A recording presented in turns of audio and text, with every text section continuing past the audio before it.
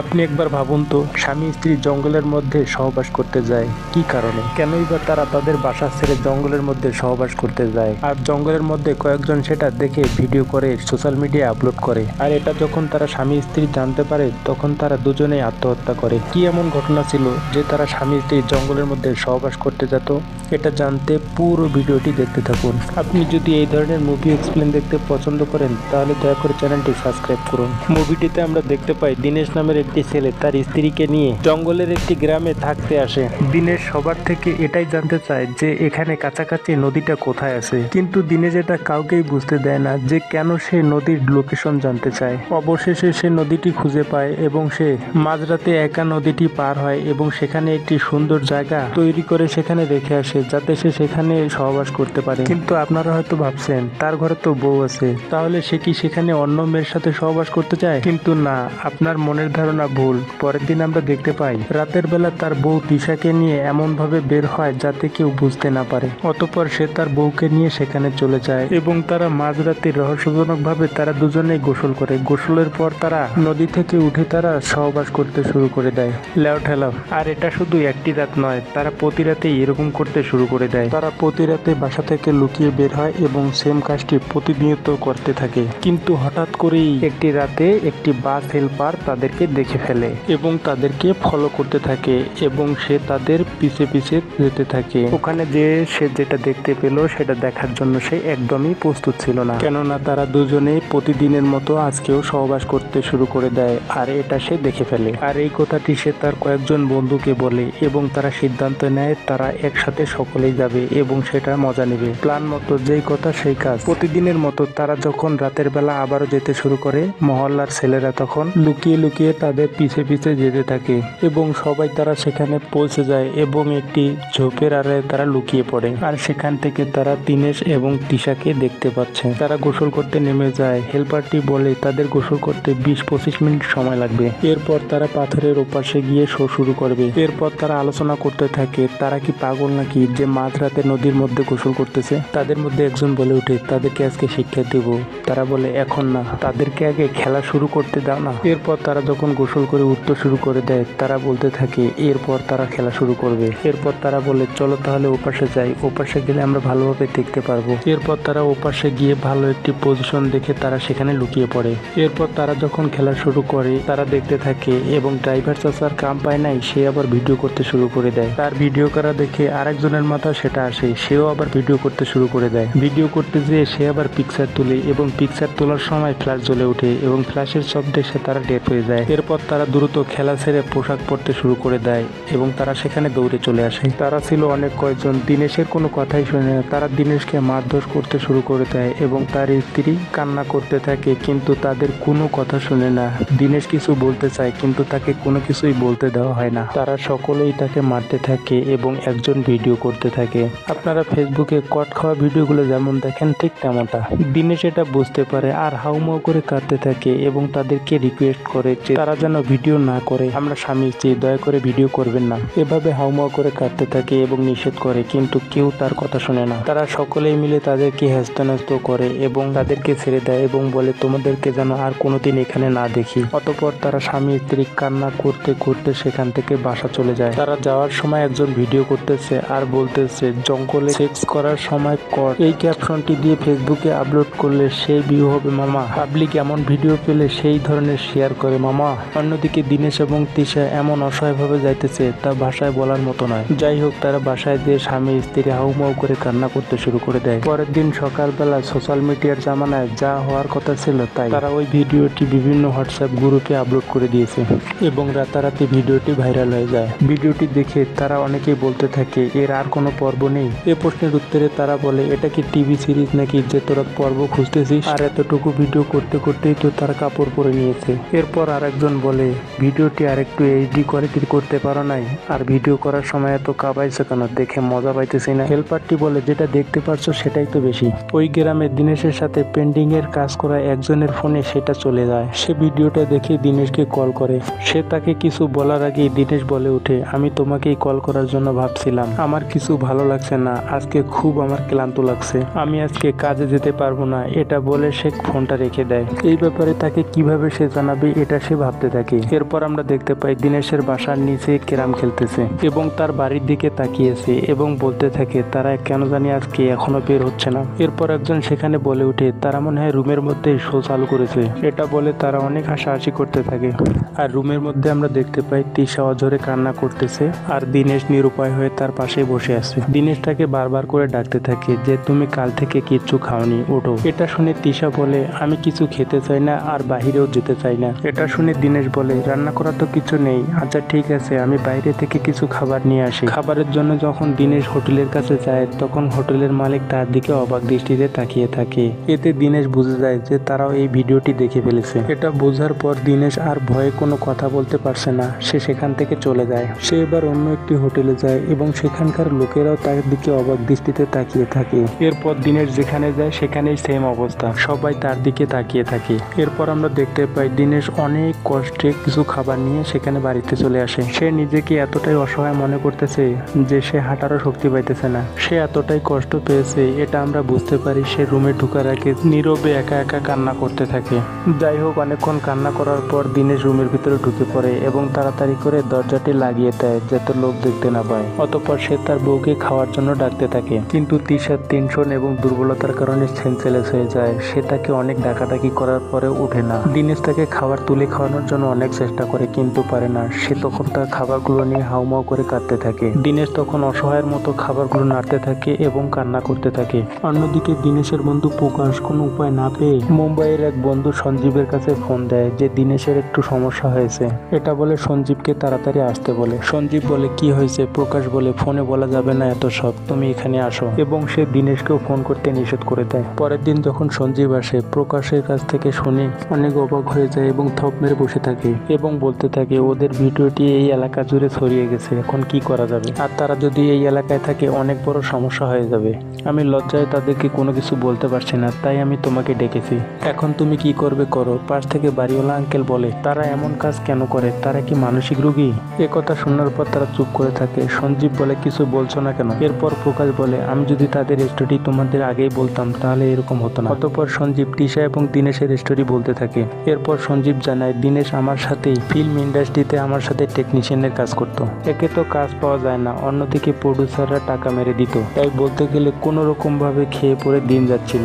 হঠাৎ একদিন শুটিং শেষ করে যাওয়ার সময় একটি বিদেশি কুকুর দেখতে পাই। দিনেশ বুঝতে পারে এই ছানাটি রাস্তা ভুল করে এখানে চলে এসেছে। ছানাটি অনেক ক্ষুধার্ত ছিল এবং দিনেশ সেটাকে বাসায় নিয়ে আসে এবং আমি দিনেশকে বলি তুমি তো নিজেরই খাবার জোগাড় করতে পারো না, আবার সেখানে একটি বাচ্চা নিয়ে আসলে এই বিদেশি কুকুরটিকে তুমি কি খাওয়াবে? সে তার কোনো কথা শোনে না এবং সে কুকুর ছানাটিকে পালতে শুরু করে এবং সে তাকে অনেক ভালোবেসে ফেলছে। হঠাৎ একদিন একজন একটি লিফটেন নিয়ে আসে কুকুর ছানাটির পিকচার দিয়ে এবং সেখানে লেখা আছে যে কুকুর ছানাটিকে পাবে সে 15,000 টাকা পাবে। লিফলেটের মধ্যে একটি ফোন নাম্বার ছিল। দিনের সেই ফোন নাম্বারে কল করে এবং যে এই কুকুর ছানাটিকে নিতে আসে সেই হলো এই তিশা। তিশা যখন কুকুর ছানাটিকে নেয় তখন তাকে 15,000 টাকা দেয়। দিনেশ তার কাছে টাকাটি না নিয়ে তাকে উল্টো বলে কুকুরটি এই কয়েকদিনে আমার খুব ভালো লেগে গেছে। টাকাটি না নেওয়ায় তিশা অনেক খুশি হয়ে যায় এবং সে সেখান থেকে কুকুর ছানাটিকে নিয়ে যায়। কুকুর ছানাটি কেমন আছে দিনেশ মাঝে মাঝেই খবর নিত ফোন দিয়ে এবং কুকুর ছানাটিকে নিয়ে মাঝে মাঝে বেড়াতে আসতো। এভাবে চলতে চলতে দিনেশ এবং তিশার মধ্যে একটি সম্পর্ক তৈরি হয়ে যায়। তিশার মা অনেক আগেই মারা যায়।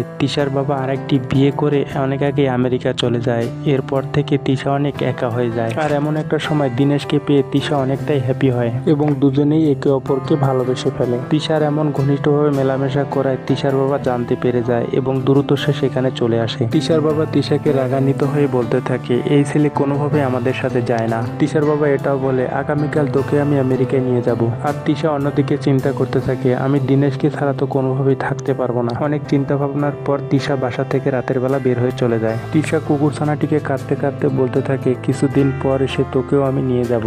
এই বলে তিশা দিনেশের কাছে চলে যায় এবং কেউ যেন তাদেরকে আলাদা করতে না পারে। পরের দিন তারা রেজিস্ট্রি ম্যারেজ করে নেয়। তিশাকে বিয়ে করার পর দিনেশ যখন বাড়িতে আসে দিনেশের মা অনেক রাগী টাইপের ছিল, তাই দিনেশ অনেকটাই ভয় পেয়ে যায়। তাই সে ভয়ে বাইরে থাকে এবং সঞ্জীবকে ভিতরে পাঠায় তার মায়ের কাছে বিয়ের ব্যাপারে জানাতে।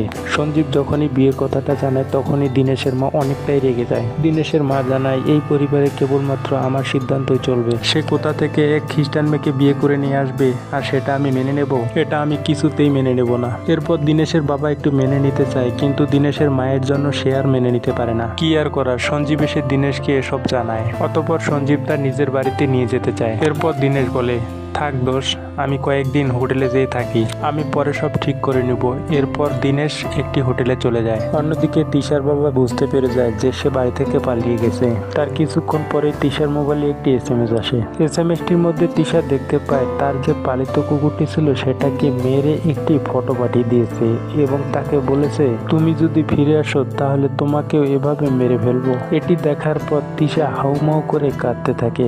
অন্যদিকে দীনেশের বাবা খোঁজ খবর নিয়ে সে হোটেলে চলে আসে এবং তাকে বলে, তুই তো জানিস তোর মা কোনোভাবেই এটা মেনে নেবে না। তোর মাকে মানানোর একটাই উপায় আছে, যদি তুই নাতি নাতনি উপহার দিতে পারিস তাহলে দেখবি তোর মায়ের মন ভালো হয়ে গেছে এবং সে তোদেরকে মেনে নেবে। এরপর দীনেশের বাবা সেখান থেকে বিদায় নেয়। বিদায় নেওয়ার সময় তার বৌমাকে বলে যায়, বৌমা তুমি কোনো চিন্তা করো না, সবকিছু ঠিক হয়ে যাবে। অন্যদিকে দীনেশ এবং দীনেশের বাবা বাইরে চলে আসে। বাইরে এসে দীনেশকে বলতে থাকে, মেয়েটি তার বাবা মাকে ফিরে তোর কাছে এসেছে, তুই যেন তাকে কোনোভাবেই কষ্ট দিস না। তারা পরিবার থেকে বিচ্ছিন্ন হওয়ার কষ্টটা ভুগতে থাকে। যাই হোক, তার বাবা যে কথাটি বলে গেছে সেই কথা অনুযায়ী সে এবার একটি বাচ্চা নেওয়ার চেষ্টা করে। তারা দুজনে বাচ্চা নেওয়ার অনেক চেষ্টা করে, কিন্তু মাস যায়, দিন যায়, বছর যায়, এভাবে 3টি বছর পেরিয়ে যায়, কিন্তু তিশার কোনোভাবেই বাচ্চা হচ্ছে না। তাদের বাচ্চা না হয় এই খবরটি তার বাবার কাছে চলে যায় এবং তার বাবা সঞ্জীবকে জানায়। সঞ্জীব তাকে ফোন করে এবং তাকে বলে, তোমার বাবা তোমাকে ডাক্তারের কাছে নিয়ে যেতে বলেছে, তোমার বাবা তোমাকে ভালোবাসে বলেই এতটা ভাবে যাতে তোমার মা দুজনকেই বাসায় তোলে। এ কথাটি শুনে সে অনেকটা ইমোশনাল হয়ে যায়। এরপর সে একটি ডক্টরের কাছে যায়। ডক্টর তাদেরকে জিজ্ঞাসা করে, তোমাদের বিয়ে হওয়ার কত বছর হলো? তারা বলে 3 বছর হয়েছে। ডক্টর বলে, তোমরা 3 বছর কি একসাথে ছিলে? তারা বলে হ্যাঁ। ডক্টর বলে, এর আগে তোমরা কোন ডক্টরকে দেখিয়েছো? তারা বলে, আমরা কোনো ডক্টরকে দেখাইনি। ডক্টর বলে, 6 মাসের মধ্যে বাচ্চা কনসেপ্ট না হলে ডক্টরকে দেখাতে হয়, আর আজকে 3 বছর হলো তোমরা কোনো ডক্টরকে দেখাওনি? তারা বলে, আমরা একটু ব্যস্ত ছিলাম তাই ডাক্তারকে দেখাতে সময় পাইনি। এরপর ডক্টর বলে, আমি কয়েকটি টেস্ট দিচ্ছি, এই টেস্টগুলো করিয়ে তোমরা একটি বড় ডক্টরের কাছে পরামর্শ নেবে। এই টেস্টগুলো করাতে যে পরিমাণ টাকা দরকার সেই পরিমাণ টাকা দীনেশের কাছে ছিল না, তাই দীনেশকে মোটামুটি আরো 1 মাস সময় অপেক্ষা করতে হয়। এরপর তারা টেস্টগুলো করিয়ে আবারও ডাক্তারের কাছে আসে। টেস্টগুলো দেখে ডক্টর বলে, তোমার একটু সমস্যা আছে, তোমার শরীরে অত্যধিক তাপ উৎপন্ন হয়, তোমার শরীরে তাপমাত্রা বেশি হওয়ার কারণে তোমার শুক্রাণু উৎপাদন কমে যায় এবং তোমার শুক্রাণুর কার্যকারিতাও কমে গেছে। এরপর ডক্টরটি তিশাকেও জিজ্ঞাসা করে, তোমার কি পিরিয়ড নিয়মিত হয়? তিশা মাথা নাড়িয়ে বলে হ্যাঁ। তোমার রিপোর্টে দেখলাম তোমার বাল্ব একটি ছোট, তোমারও ভবিষ্যতে অপারেশন করা লাগতে পারে। এরপর ডক্টর বলে, আমি তোমাদের সিদ্ধান্তে 100% শিওর দিতে পারবো না, তবে আমরা সর্বোচ্চ চেষ্টা করব। এরই মধ্যে দীনেশ ডক্টরকে জিজ্ঞাসা করে যে ডক্টর এতে কত টাকা খরচ হতে পারে। ডক্টর যে টাকার অ্যামাউন্টটা বলে এটা শুনে দীনেশ অনেক অবাক হয়ে যায়, কারণ অত টাকা তার কাছে ছিল না। টাকার টেনশন করতে করতে তাদের অনেক সময় পার হয়ে যায়, কিন্তু তারা কোনোভাবেই টাকাটি ম্যানেজ করতে পারে না। যেহেতু তারা টাকা ম্যানেজ করতে পারে না সেহেতু একমাত্র ভরসা হলো উপরওয়ালা। তাই তিশা গির্জার কাছে গিয়ে ঘন ঘন প্রার্থনা করতে থাকে। শত চেষ্টা করেও কাজ না হয় তাদের আশার আলো নিভে যায়। তারা পুরোপুরি হতাশ হয়ে পড়ে। অনেক চেষ্টা করার পরেও যখন হচ্ছে না, দীনেশের বাবা সেটা বুঝতে পেরে যায়। দীনেশের বাবা হাল ছেড়ে দিতে নিষেধ করে, তাদেরকে অন্য উপায় চেষ্টা করতে বলে। এটা বলে দীনেশের বাবা দীনেশকে একটি কবিরাজের ঠিকানা দেয় এবং সেখানে তাকে যেতে বলে। দীনেশ কবিরাজের কাছে যেতে নারাজ, কিন্তু দীনেশের বাবা তাকে বলে, তুই কি চাস না তোর মা তোদেরকে বাড়িতে মেনে নে? এ প্রশ্নের উত্তরে দীনেশ বলে, সেটা চাই বলে তো এত যুদ্ধ করতেছি। দীনেশের বাবা তাকে খুব রিকোয়েস্ট করে এবং তাকে শেষ রিকোয়েস্টটি রাখতে বলে। শেষমেশ দীনেশ রাজি হয়ে যায় এবং অবশেষে সে একটি কবিরাজের কাছে যায়। কবিরাজটি তাদের ডাক্তারি সব রিপোর্ট দেখে এবং দীনেশের কাছ থেকে সব কথা শুনে নেয়। এরপর কবিরাজটি বলে, সবকিছু ঠিক হয়ে যাবে, চিন্তার কোনো কারণ নেই। কবিরাজ বলে, আসলে আজকাল প্রাকৃতিক পরিবেশের খুব অভাব। এরপর কবিরাজ তিশাকে বলে, তুমি এমন কিছু বলো যেটা তুমি খুব পছন্দ করো। এরপর তিশা বলে, গান শোনা। এরপর কবিরাজ বলে, ঠিক আছে, তুমি কতদিন হলো শান্ত মনে গান শুনেছো? তিশা বলে, বিয়ের পর থেকে আর শোনা হয় না।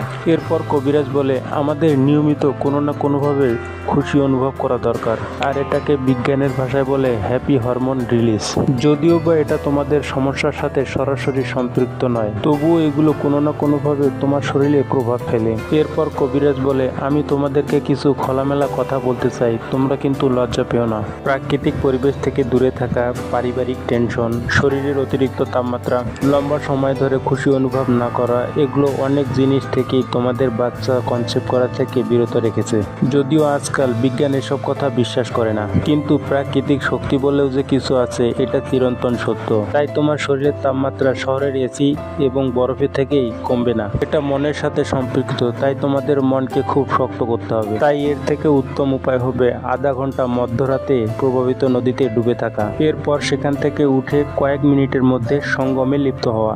এসব কথা শুনে দীনেশ এবং তিশা একে অপরের দিকে তাকায়। কবিরাজ তাদের বলে, আমি জানি এসবে বিশ্বাস আনতে তোমাদের অনেক কষ্ট হচ্ছে, কিন্তু পৃথিবীতে যখন ডক্টর ছিল না, কোনো ওষুধ ছিল না, তখন এগুলোই ছিল একমাত্র মাধ্যম। এরপর তারা সেখান থেকে এসে বাস স্টপে দুজনে বসে গল্প করছিল।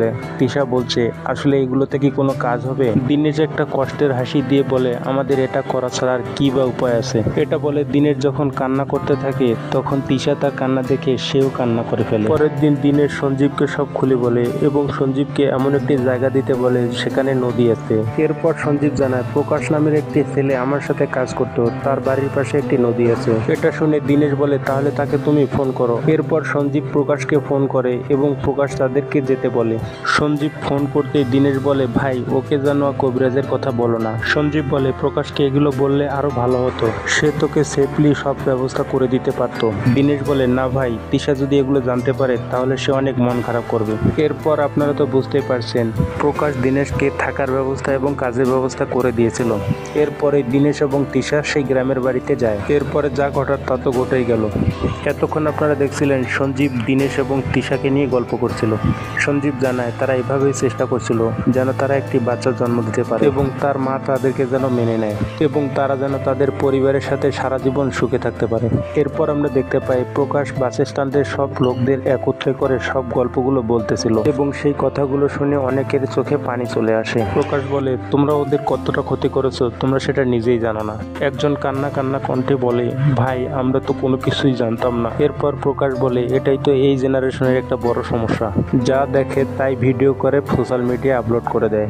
একবার ভাবেও না এর পিছনে আসল সত্যটা কি, বা সত্যটা না জেনে ভিডিও ভাইরাল করার কারণে নিরপরাধ মানুষের জীবনটাই ধ্বংস হতে পারে। প্রকাশের কাছে এই কথা শোনার পর তারা কান্না কান্না কণ্ঠে বলে, ভাই আমরা সবাই যে তার কাছে ক্ষমা চাই। প্রকাশ বলে, তাদের কাছে ক্ষমা চাওয়ার কোনো দরকার নাই, বরঞ্চ তোমরা যেখানে যেখানে ভিডিওটি আপলোড করেছো সেখান থেকে তোমরা দ্রুত ডিলিট করে দাও। এ কথা বলার পর প্রকাশ যখন সেখান থেকে চলে যায়, এরপর তারা লজ্জায় কেউ কারো দিকে তাকাতে পারে না। এরপর তারা ভিডিওটি ডিলিট করার জন্য একে অপরের সাথে যোগাযোগ করতে থাকে। এরপর ভিডিওটা যাকে যাকে পাঠানো হয়েছে তাকে তাকে বলা হয়, ভাই তোকে যে ভিডিওটা পাঠিয়েছিস দ্রুত ভিডিওটা ডিলিট করে দে। তারা জানায়, ভিডিওটি আমরা কিভাবে ডিলিট করব, আমরা তো হোয়াটসঅ্যাপ গ্রুপে দিয়ে দিয়েছিলাম, আর এটা এখন সম্ভব নয়, কেননা গ্রুপ থেকে অনেকেই ডাউনলোড করে এতক্ষণে অন্য জায়গায় আপলোড করে দিয়েছে।